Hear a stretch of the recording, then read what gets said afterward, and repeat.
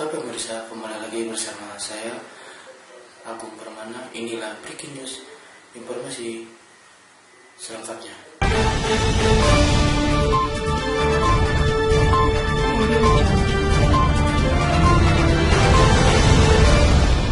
Oke, kita langsung aja ke berita yang pertama.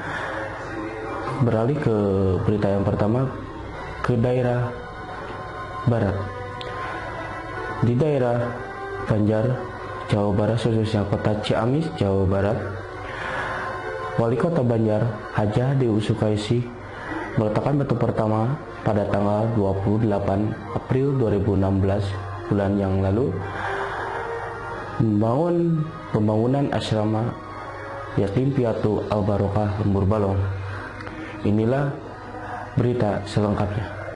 Dari Jalan Purwanegara, Dusun Lembur Balong, RT 3 RW 5, Kelurahan Pataruman, Kecamatan Pataruman, Kota Banjar sedang membangun asrama yatim piatu Al-Barokah Lembur Balong.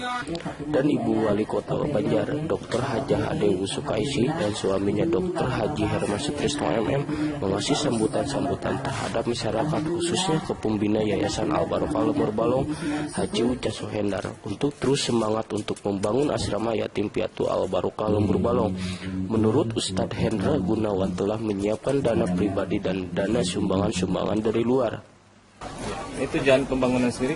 Tujuan bangunan sendiri yaitu untuk menampung yatim piatu yang ada di kota Banjar umumnya dan khususnya untuk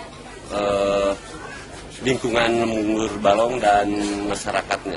Ya, untuk dana sendiri dari mana itu pembangunan? Untuk dana kita siapkan dana pribadi, dan yang kedua kita menerima sumbangan-sumbangan. Begitu menurut laporan dari Yayasan Al-Barokah Lembur Balong, Kota Banjar, Jawa Barat.